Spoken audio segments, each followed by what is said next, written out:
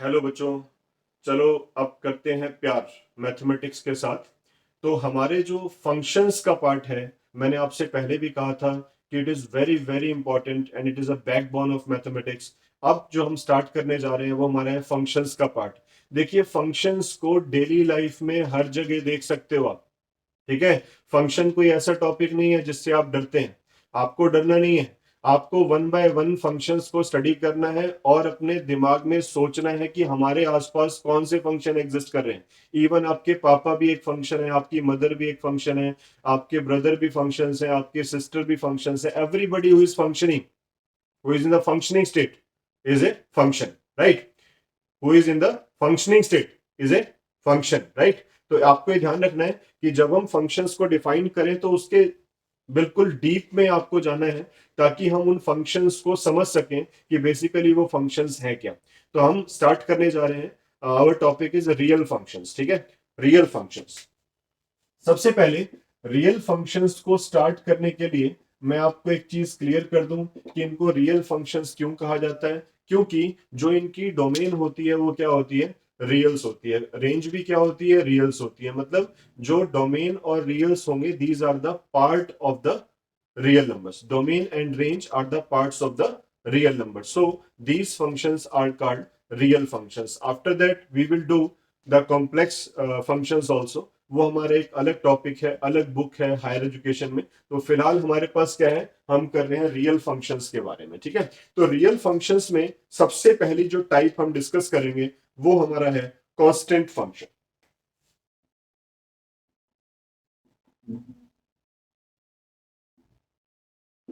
देखिए, मैथमेटिक्स में 100% नहीं तो चलो 99% या 90% चीजें ऐसी हैं जिनका नाम देखते ही हम गेस कर सकते हैं कि उनके अंदर क्या है। देखिए, कांस्टेंट का मतलब क्या होता है, जो बदले नहीं, मतलब अचर, है ना।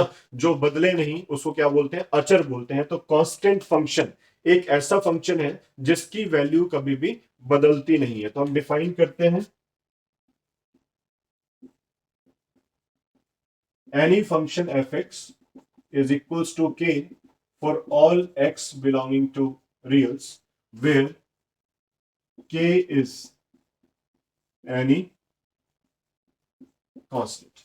जो k है वो कोई भी एक कांस्टेंट है and f x is equal to k is our function where k is any constant। तो such type of functions are called constant function. अब देखिए, इसको महसूस करिए इंडक्शन से, इंडक्टिव एनालिसिस से इसको महसूस करिए कि x की वैल्यू, आप x क्या है, हमारा वेरिएबल है। x की वैल्यू हम कुछ भी पुट कर सकते हैं, मतलब it is a input variable.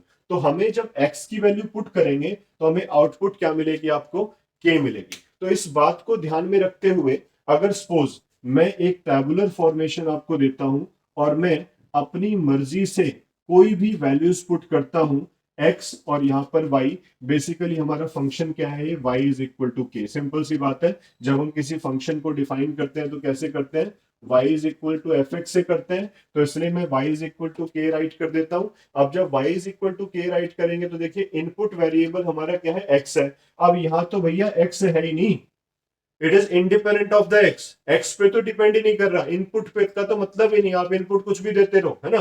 तो इनपुट कुछ भी देते रहो, मतलब अगर मैं इनपुट 0 ले लूं, 1 ले लूं, -1 ले लूं, 2 ले लूं, भाई इस पे कोई फर्क पड़ने वाला नहीं है। इसका मतलब अगर मैंने यहाँ पे 0 ले लिया तो y की वैल्यू क्या आएगी, आपकी k आएगी, क्योंकि it is independent of x। अगर मैं 1 पुट करता हूं तो भी क्या आएगी, k। -1 पुट करता हूं तो भी क्या आएगी, k।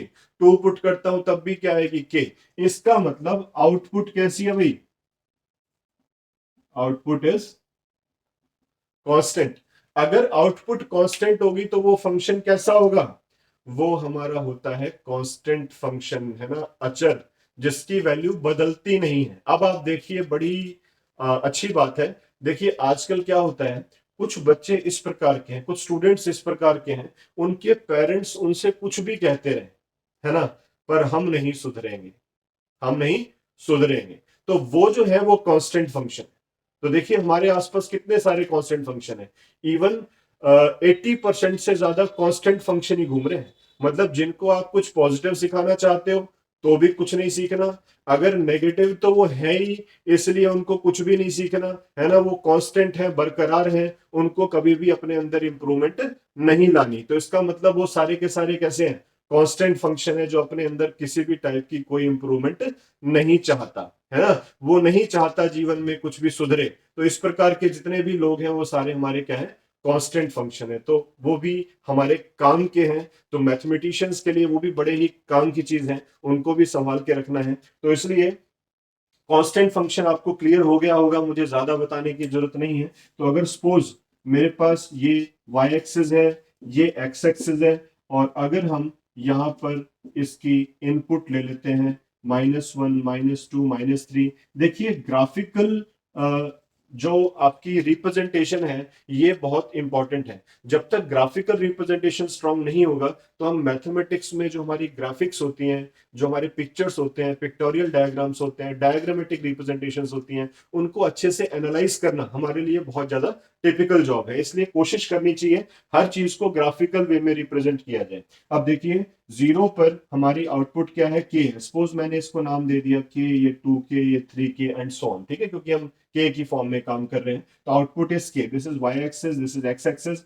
whenever you put 0 we have k, whenever you put 1 we have k, whenever you are taking -1 we are getting k, when you are taking 2 we are getting k, so what you are getting, that is k।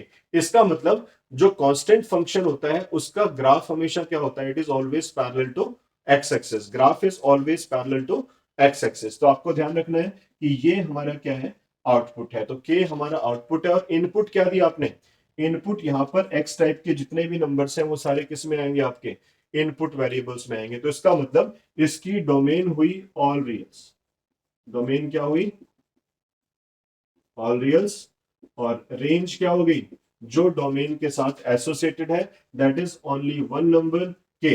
It means range is only constant everywhere, ठीक है। तो constant function is clear for all people. Now we are taking our second one, what is identity function. Identity के नाम से ही clear होता है कि identity function क्या है। आइडेंटिटी फंक्शन होता है ऑन गिविंग एनी इनपुट, अगर आप कोई भी इनपुट देंगे तो उसका जो बिहेवियर है that will be same as the input, मतलब output will be same as the input. जो आप x की वैल्यू देंगे वही आपको क्या मिलेगा, y आपको मिलेगा, है ना। तो इसका मतलब क्या हो गया, जैसा कर्म करोगे वैसा फल देगा भगवान, ये है गीता का ज्ञान। तो इसका मतलब क्या होगा कि जब आप x की वैल्यू कोई भी पुट करेंगे तो आपको y की वैल्यू भी क्या होगी, सेम ऑब्टेन होगी। तो इस टाइप का जो फंक्शन होता है उसको हम क्या बोलते हैं, आइडेंटिटी फंक्शन बोलते हैं। देखिए suppose any function which is given in the form of fx is equal to x for all x belonging to reals।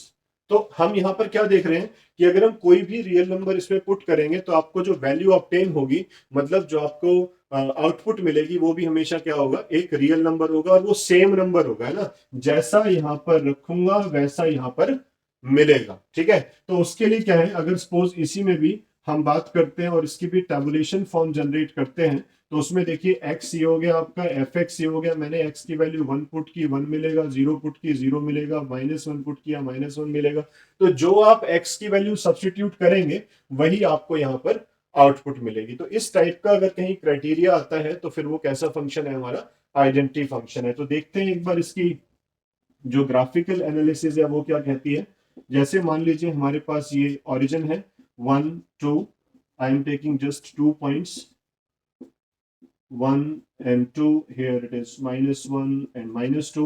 now check, first is at 1 the value is 1, so it means this is our point and this is our point, and -1 के लिए -1 है। तो आप इन green dots को मिला दीजिए, मिलाने के बाद जो हमारे पास ये आपको ऑब्टेन हुआ, that is our y is equals to x।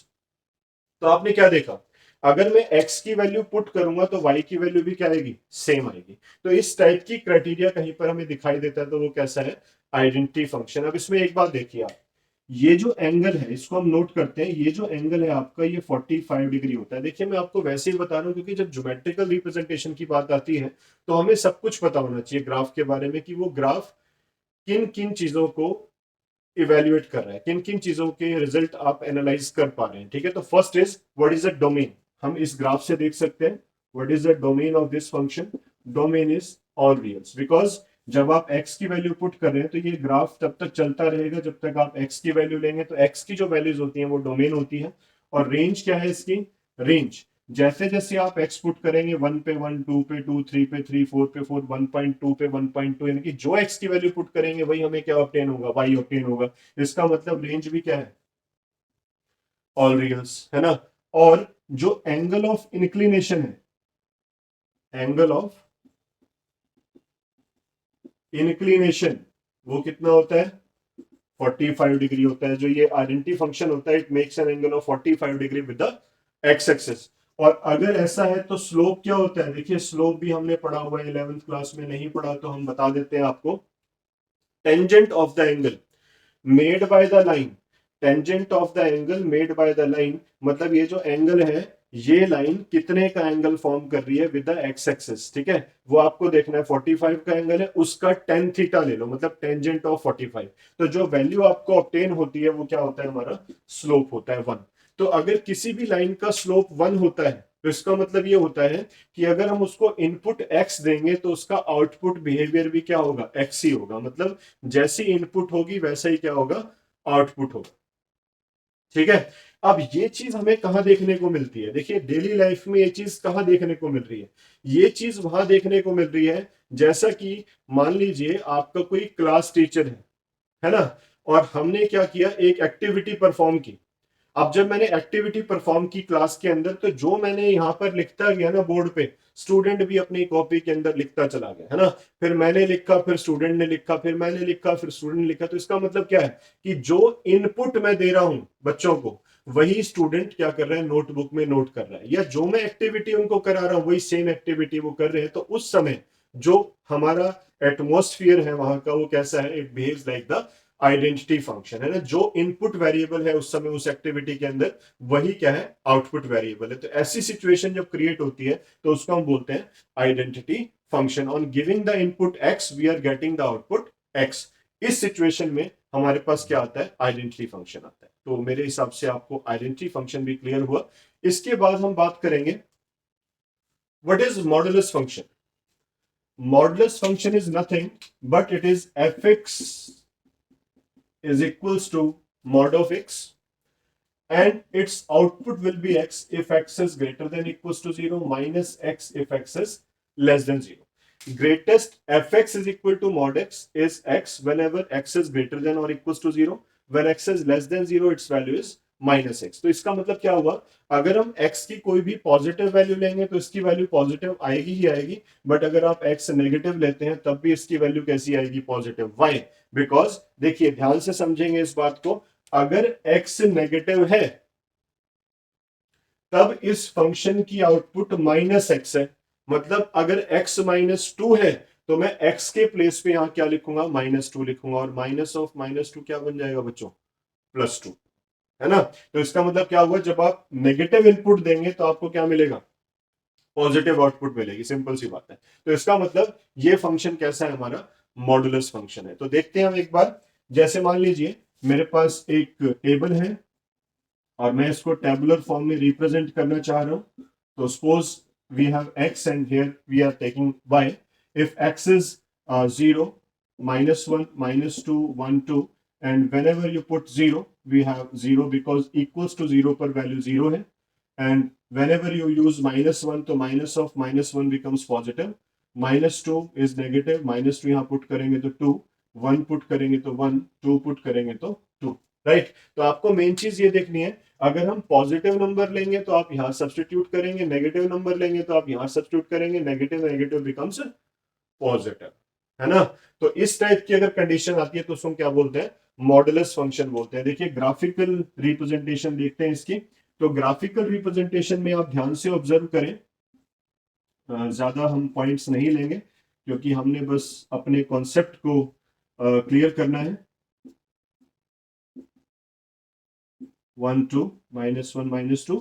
Now 0 पर जो वैल्यू है आपकी वो क्या है? 0 है ना। और 1 पर वैल्यू क्या है? 1 है। 2 पर वैल्यू क्या है? 2 है। -1 पर वैल्यू क्या है? 1 है। -2 पर वैल्यू क्या है? 2 है। तो आप देखिए इसको आप मिला दीजिए। अगर मैं इसको मिला देता हूं तो आप क्या ऑब्जर्व कर रहे हैं, जो हमारा राइट हैंड साइड है, इसमें देखिए राइट हैंड साइड जो है ये हमारा है y is equal to x. अगर आप ग्राफ को स्प्लिट कर दें टू पार्ट्स में, तो एक ग्राफ है y is equal to x for the positive values, तो इधर वाली जो वैल्यूज हैं उनके लिए तो हमारा ये ग्राफ है, और इधर वाली जो वैल्यूज हैं अगर आप x को नेगेटिव लेंगे तो हमारे पास आउटपुट कैसी आएगी, पॉजिटिव आएगी। तो इधर वाला जो ग्राफ है हमारा वो क्या है, y is equal to minus x. ठीक है, अब y is equal to x तो भैया पहले भी पढ़ा हुआ लग रहा है ना, y is equal to x तो पहले भी पढ़ा हुआ लग रहा है। ये क्या फंक्शन है हमारा, आइडेंटिटी फंक्शन। भाई नोट दिस पॉइंट, क्या पॉइंट है कि अगर मैं पॉजिटिव इनपुट लूंगा, अगर मैं पॉजिटिव इनपुट लूंगा तो मॉडुलस फंक्शन का बिहेवियर जो होगा that is same as of identity function. जैसा आइडेंटिटी फंक्शन का बिहेवियर है वैसा ही मॉडुलस फंक्शन का बिहेवियर होगा, but for the negative values it behaviours will change and you can say this y axis will work as the mirror. ये जो y axis है it will work as the mirror for this graph. अगर आप इसको यहां पर देखेंगे इस मिरर में तो आपको इस टाइप से एक लाइन दिखाई देगी। तो यू कैन से for the negative values of x we have the mirror image of x greater than or equals to 0 in the modulus of x. So basically it is y is equal to minus x is a mirror image of y is equals to x. So these are the observations we have made from the modulus function, and after that one more thing is what is the domain of this function. अगर आपसे पूछता है what is domain of this function, the domain is all reals and range are the positive reals, right, with zero। ये लिखना ना भूलें, है ना, zero is not a positive real, इसलिए आप लिखेंगे आर यूनियन जीरो, मतलब जीरो को साथ में लेना है। ठीक है, you can say non negative reals, अगर आप इसको लिखेंगे that is non negative reals. देखिए कंफ्यूज ना हो, नेगेटिव रियल्स का मतलब जो सिर्फ नेगेटिव है, नॉन नेगेटिव रियल्स का मतलब उनमें पॉजिटिव भी है जीरो भी है, और पॉजिटिव रियल्स का मतलब सिर्फ पॉजिटिव है। तो please don't get confuse by the mathematical terms. Non negative मतलब पॉजिटिव नहीं, नॉन नेगेटिव का मतलब positive with zero, and positive reals clearly mentioned है, negative reals clearly mentioned है, but non negative means positive with zero, non positive means negative with zero। ये चीज आपको ध्यान रखनी है, काफी जगह मैथमेटिक्स में लिखा हुआ मिलता है बट स्टूडेंट्स कंफ्यूज हो जाते हैं कि नॉन नेगेटिव का मतलब पॉजिटिव हो गया, नहीं ऐसा नहीं है, ध्यान रखना है जीरो भी साथ में included, that is the range of this function. अब इसमें देखिए ये बिहेवियर ऐसे लोग कहां मिलते हैं, मॉडुलस फंक्शन जैसे लोग कहां मिलते हैं। देखिए एक बात और बता दूं, मॉडुलस फंक्शन को somewhere we can take as a absolute function.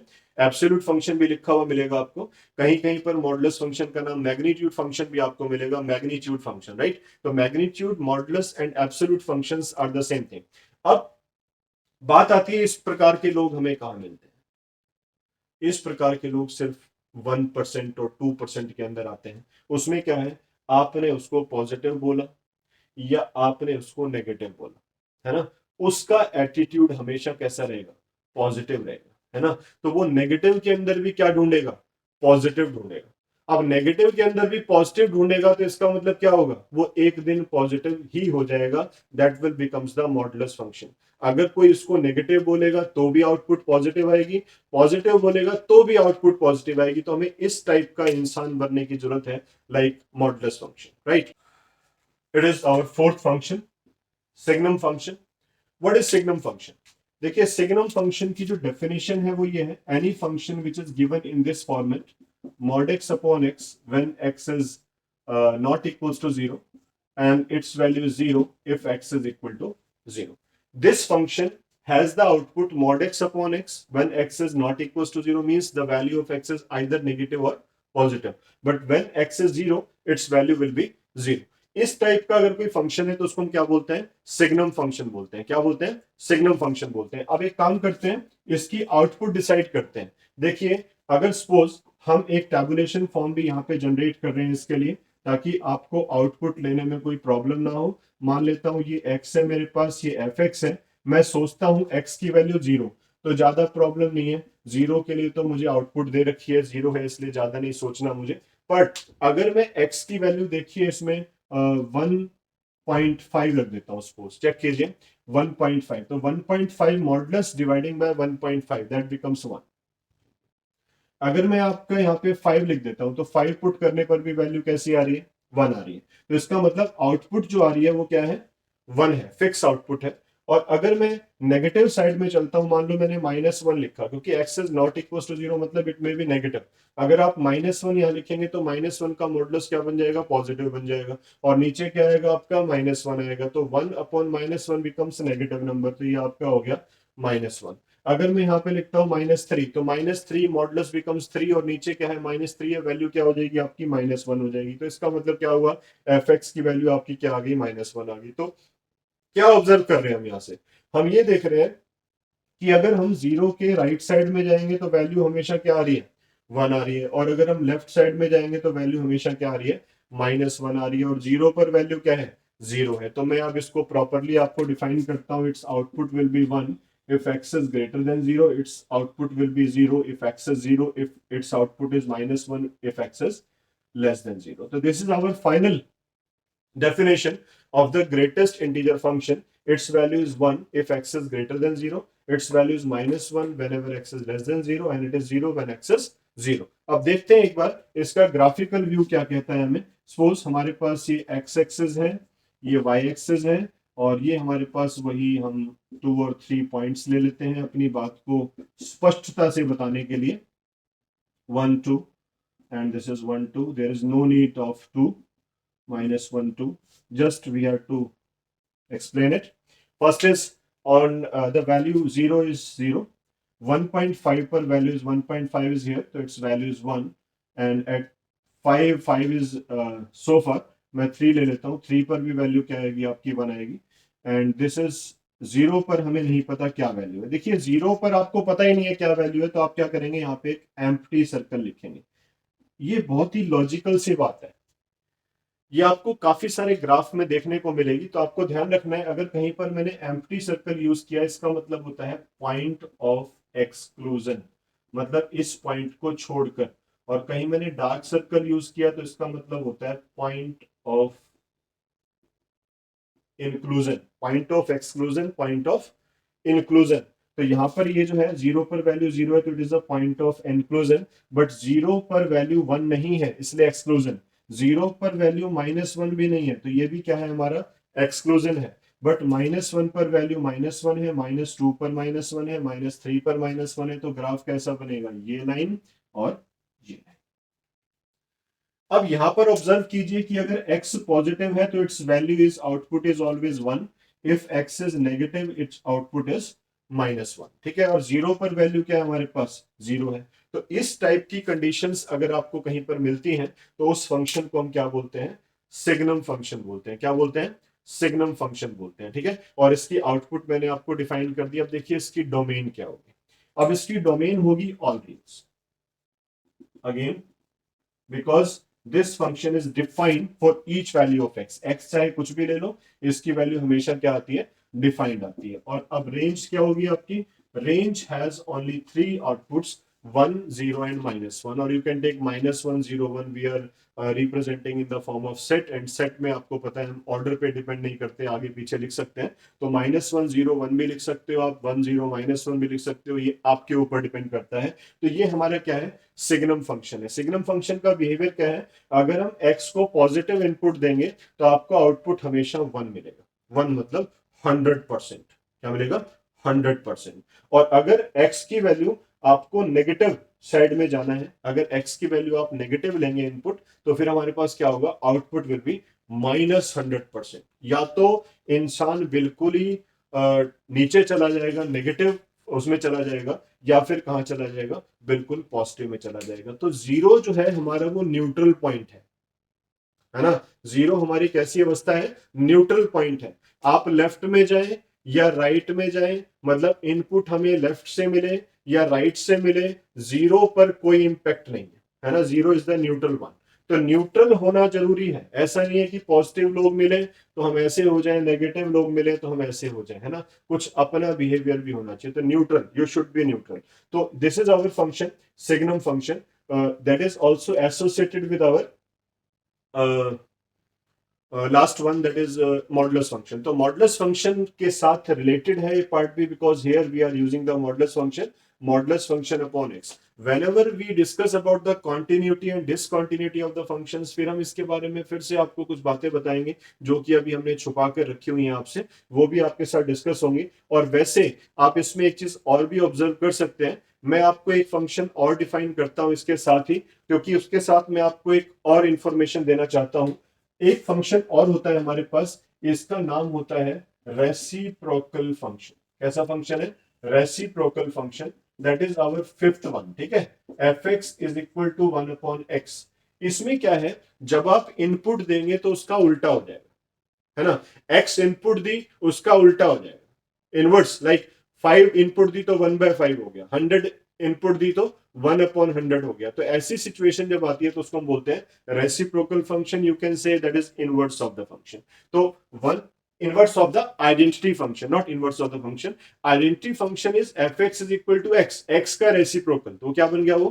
That is reciprocal function. तो fx is equal to 1/x is a reciprocal function of the identity function. Now here whenever you are taking the tabulated form and we are expressing some values at x, some x, when you put 0 it becomes undefined. 1/0 is infinity. And whenever you are taking -1, we are getting -1. -2, it becomes -1/2. -1/2 means 0.5. -0.5. That is 0.5. And 1 पर value क्या है? 1 है. 2 पर value क्या है? 0.5. तो आप क्या देख पा रहे हैं यहाँ पे कि अगर हम कोई इनपुट या आउटपुट लेंगे, इसमें देखिए ग्राफ की अपीयरेंस किस टाइप से आएगी. ये 0 है हमारा, ये 1 है, ये 2 है. इसी तरीके से 1 है, 2 है, -1 -2 है, -1 -2 है. आप देखिए 0 पर वैल्यू क्या है? अनडिफाइंड. मैं अनडिफाइंड नहीं सोच रहा अभी. एक पॉइंट है. 1 पर वैल्यू क्या है? 1 है. और 2 पर वैल्यू क्या है? 0.5 है. देखिए यहाँ पर पॉइंट आएगा आपका. और अगर आप 1 से कम लेंगे, मान लो एक वैल्यू में आपको 1 से कम लेके दिखाता हूँ, 1/2.5, तो मेरे पास यहाँ 2 आएगा. यानी कि 1.2 पर वैल्यू क्या आएगी आपकी? 2 आएगी. ये पॉइंट आएगा. तो बेसिकली जो आपका ग्राफ फॉर्मेशन है वो इस टाइप का है ना. इसको आप ध्यान से समझें. फ्री हैंड से जब आप इसको मिलाएंगे तो इस टाइप का ग्राफ आपका आएगा. और ये it goes parallel to y axis. इसलिए 0 पर वैल्यू क्या होती है आपकी? इन्फिनिटी होती है, because it goes parallel to y axis whenever the value of x approaches to 0. और जो ग्राफ आपका यहाँ पर है वही सेम ग्राफ आपका इधर भी बनता है. -1 पर वैल्यू -1 आती है. इस टाइप से इसकी ग्राफ की फॉर्मेशन होती है. यानी कि अगर आप यहाँ पर एक लाइन ड्रॉ करेंगे तो basically it will behave like the mirror. और जो आपने ग्राफ यहाँ पर फॉर्म किया वही सेम ग्राफ आपका यहाँ पर फॉर्म होता है. This type of function is called reciprocal function. तो इसमें क्या होता है, जो इनपुट होता है उसका क्या हो जाता है? रेसिप्रोकल हो जाता है. और आप देख रहे हैं कि 0 पर वैल्यू क्या है? अनडिफाइंड है. तो हम डोमेन में से 0 को एक्सक्लूड कर देंगे. तो इसकी डोमेन क्या होती है? r-0. ये डोमेन होती है इसकी. ठीक है, r-0, ऑल रियल्स एक्सक्लूडिंग 0, क्योंकि 0 पर वैल्यू क्या है? अनडिफाइंड है. ऐसे ही जब आप रेंज लेते हैं तो रेंज क्या है आपकी? ऑल रियल्स, क्योंकि रेंज कहां से कहां तक जा रही है. आप चाहे इधर चले चाहे इधर चले, तो रेंज जो है वो हमारी क्या है? ऑल रियल्स. तो इनकी यू कैन से reciprocal function is a function which is defined from r-0 to r such that each input has reciprocal output, means fx is equal to 1/x. अब एक बहुत ही मस्त बात आपको बताता हूं. वो क्या है? देखिए रेसिप्रोकल फंक्शन 1/x हो गया. मॉडुलस फंक्शन आपने पहले पढ़ा था. अगर मैं मॉडुलस फंक्शन और 1/x को मर्ज कर दूं, है ना, मैं यहाँ पे लिख के बताता हूं आपको. ये हमारा था मॉडुलस फंक्शन, ये हमारा हो गया 1/x. दोनों को मल्टीप्लाई कर दूं तो आउटपुट क्या होगी भैया? Signum function. तो इसका मतलब जब मॉडुलस फंक्शन रेसिप्रोकल फंक्शन के साथ मल्टीप्लाई होता है तो हमें क्या मिलता है? सिग्नम फंक्शन मिलता है. तो signum function is the product of modulus function and the reciprocal function. This is very very very very interesting result. तो प्लीज नोट इट डाउन. और इसी तरीके से आप चलते रहिए. फंक्शन में बहुत कुछ है सीखने के लिए. हम हर बार जब फंक्शंस के बारे में सोचते हैं, हर सेकंड के अंदर, हर रोड पर, हर शॉप पर, कहीं पर भी जाते हैं, हमें डिफरेंट डिफरेंट टाइप के फंक्शंस ऑब्टेन होते हैं. Please watch it and observe in your daily life to get the function clear. Have a great day. Meet you soon in our next video with the more functions.